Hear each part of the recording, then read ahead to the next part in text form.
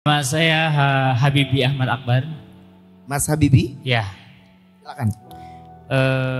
Umur saya kebetulan sudah lewat dari 37, Mas.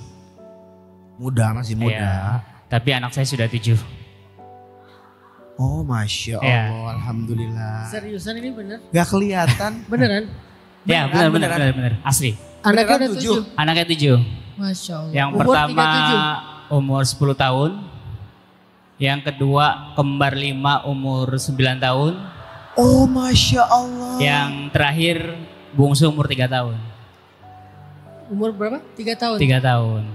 Yang kedua kembar 5? Ya, kembar 5 laki-laki semua.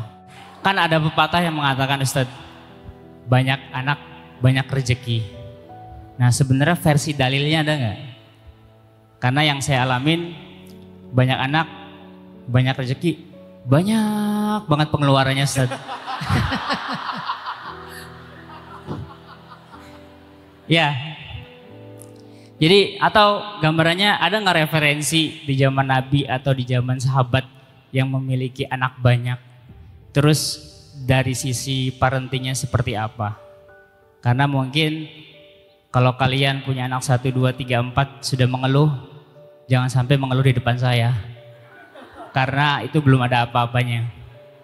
Terus yang terakhir, berikan saya nasihat tentang menjadi sosok seorang bapak atau seorang suami yang soleh itu seperti apa, biar teladan kepada istri dan anak-anak. Itu. Terakhir, kalau suami udah dikasih nasihat, ya istri juga dikasih nasihat tentang istri yang soleh itu seperti apa. Ini nih tujuannya sebenarnya kan. Sebetulnya jumlah anaknya Bang Habibie itu sama dengan jumlah anaknya Rasulullah. Rasulullah tuh anaknya 7 kan. Yang pertama itu Qasim, tapi meninggal umur 3 hari. Kemudian Zainab, kemudian Ruqayyah, kemudian Ummu Kulsum, kemudian Fatimah, kemudian Abdullah, kemudian Ibrahim. Tapi yang laki-laki ini semuanya meninggal masih kecil. Umur berapa bulan, umur berapa tahun, umur berapa hari meninggal. Sehingga yang utuh itu semuanya anak perempuan. Sehingga yang seolah-olah yang paling bungsu itu Sayyidah Fatimah. Padahal nggak bungsu-bungsu banget sih sebetulnya. Tapi yang paling kecil yang hidup. Tapi maksudnya anak Nabi juga banyak. Ada 7 itu anak dari keturunan beliau sendiri. Tapi juga ada anak angkat. Ada sepupu yang seolah-olah seperti anak. Siapa? Ali bin Abi Thalib. Karena Ali itu pamannya Rasul, Abu Thalib itu gak sanggup ngerawat Ali karena anaknya banyak. Jadi akhirnya dititip ke Rasul. Karena Rasul kan kaya. Sayyidah Khadijah kan kaya. Jadi karena Abu Thalib gak bisa ngerawat Ali, dititipinnya ke Rasulullah Khadijah karena kaya mereka. Jadi Nabi itu di dalam rumahnya bukan cuma 7 anak, dengan sepupunya lah, dengan anak angkatnya lah, belum lagi anak yatim lah gitu ya. Jadi kalau jumlah anak Nabi itu 7 sama dengan Bang Habibie, anaknya 7. Semoga kesamaan ini menjadi sebuah pertanda baik. Putranya berapa berarti? 5. Yang 5 kembar itu putra semua. Yang sendiri-sendiri itu perempuan. Oh, Masya Allah. Saya gak kebayang. Hebat ya. Masya Allah. Jadi referensinya adalah Sayyidina Muhammad SAW. Nanti Bang Habibie coba baca bagaimana Sayyidah Khadijah mendidik anak-anak hebat ini. Karena kan semuanya keren-keren kan. Semuanya orang-orang hebat. Kemudian yang kedua tentang kalimat banyak anak banyak rezeki. Saya justru merasa bahwa anak itu adalah rezeki. Jadi kalau nambah anak itu artinya nambah rezeki. Saya nggak mau mengartikan rezeki itu hanya materi. Karena rezeki yang paling mahal itu justru keluarga. Kemudian kesehatan. Kalau urutannya nih ya, urutan duniawinya. Bagi saya nomor 1 keluarga, nomor 2 adalah kesehatan, nomor ketiga punya hobi kalau menurut saya. Nomor keempat baru nanti masalah materi segala macam. Jadi kalau keluarganya baik, kesehatannya kita sehat, prima, terus kita bisa menjalani kesenangan kita, hobi kita, berarti urusan dunia kita tuh sebetulnya udah nyaman gitu ya. Ditambah lagi dengan adanya rezeki material lebih ini. Tapi keluarga itu sendiri adalah rezeki, kesehatan itu adalah rezeki. Sehingga kalau istilahnya banyak anak banyak rezeki, versi saya, anak itulah yang disebut dengan rezeki. Kenapa rezeki? Banyak alasannya. Alasan pertama, bukankah menjadi seorang ayah itu ibadah yang sangat luar biasa? Jadi Bang Habibie itu udah beribadah setiap hari dengan 7 amal ibadah. Dengan merawat, mendidik, itu tuh sehari lebih daripada sholat sunnah duha di pagi hari, tahajud di malam hari. Tapi ada sisi lain yang saya coba mulai nikmati nih Bang. Kan apalagi Bang Habibie yang paling gede 10 tahun ya. Saya bisa kasih tahu satu curhat ayah nih. Curhat ayah versi ayah ya. Karena anak saya yang paling gede itu umurnya sekarang 18 tahun.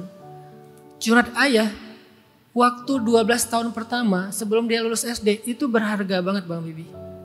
Segimanapun kita capek pas mereka masih kecil, kita pasti akan kangen nanti kalau mereka udah gede. Kan gak mungkin gede suruh pipis di celana ya. Gak mungkin gede dia disuruh manja-manja kayak sekarang. Apalagi anak perempuan mungkin beda gaya perlakuannya. Jadi nikmatin aja, itu masa-masa berharga banget, penuh kenangan, ngangenin. Untungnya saya masih punya anak yang masih umur di bawah 10 tahun yang masih saya bisa ajak main 3 orang. Yang 2 orang ini udah ABG nih. Yang 3 orang masih kecil. Jadi yang 3 orang ini sekarang jadi kayak mainan saya aja nih. Pulang ke rumah apa. Artinya itu ibadah pertama, anugerah. Anak itu sendiri rezeki, ibadah. Yang kedua, kalau kita berhasil mendidik mereka, mereka lah yang menjadi penyelamat kita kelak di akhirat. Mereka lah yang akan mendoakan kita ketika kita sudah wafat. Jadi kalau kita dikasih anak ngerasa kayak kok nggak nambah materinya, kok nggak nambah bisnisnya, kok nggak nambah karirnya, itu bukan rezeki utama. Justru anak itulah rezeki utamanya. Sehingga kalau ada orang yang salah paham, saya dikasih banyak anak tapi melarat atau susah gitu. Enggak, anak kamu itulah rezekinya. Jangan kamu artikan rezeki selalu materi. Masih banyak nanti alasan-alasan lain kenapa anak itu adalah rezeki. Dari sisi agama, dari sisi keberkahan, dari sisi akhirat. Yang terakhir tadi apa? Nasihat buat suami dan buat istri atau buat ayah dan buat ibu. Nasihat paling sederhana adalah belajar. Jangan berhenti belajar. Karena kita gak cukup jadi ayah atau jadi suami hanya modal cinta tuh gak cukup. Jadi istri, jadi ibu modal sayang doang tuh gak cukup. Memang harus belajar sih. Ta'aruf itu jangan pas sebelum nikah aja. Kita masih harus terus belajar tentang pasangan kita sampai udah tua juga. Kita harus terus belajar tentang dia. Hari ini aku belajar apa tentang dia, besok belajar apa tentang dia. Dia itu bisa pasangan, bisa anak ya. Belajar terus. Dia itu adalah referensi yang mengajarkan kita banyak hal. Jadi belajar terus tentang dia. Baik dengan cara baca buku, dengan membaca watak, baca karakter, baca perilaku. Belajar. Jadi ketika kita ngerasa ada yang gak seret, anggap itu sebagai pelajaran bagi kita. Ketika kita ada ngerasa salah, anggap itu sebagai pengalaman untuk kita perbaiki. Belajar. Sehingga kita terus tumbuh menjadi lebih baik. Suami lebih baik, orang tua lebih baik, istri lebih baik, ibu lebih baik. Jangan berhenti belajar. Ta'aruf. Belajar psikologi, walaupun kita gak harus jadi psikolog. Tapi belajar psikologi, karena dengan kayak gitu kita jadi ngerti kan. Apalagi hari ini ilmu mental health itu penting. Belajar tentang mental health, belajar tentang psikologi, tes kalau perlu. Tes semua metode psikotes. Jadi jangan berhenti belajar. Apalagi untuk jadi orang tua. Parenting itu harus belajar. Gak cukup modal saya orang tua. Doa saya itu mustajabah. Kamu jangan durhaka sama orang tua. Gak bisa. Belajarlah jadi orang tua yang baik. Baru kita bisa berharap yang baik-baik dari anak. Tapi orang tua gak pernah ngedidik anak dengan baik. Cuma pakai doktrin-doktrin aja. Sama kalimat-kalimat kutukan. Gak bisa. Hidup gak bisa kayak gitu. Beberapa orang tua yang gak terdidik dengan baik, gak well educated tentang ilmu parenting, mereka kayak gitu polanya. Gak ngedidik anak, tapi nuntutnya dengan sakralnya orang tua gitu. Aku ini ayah, doa ayah itu gak ada hijab. Aku ini suami, jangan durhaka sama suami. Selalu pakai doktrin-doktrin sakral, tapi gak ngedidik istri.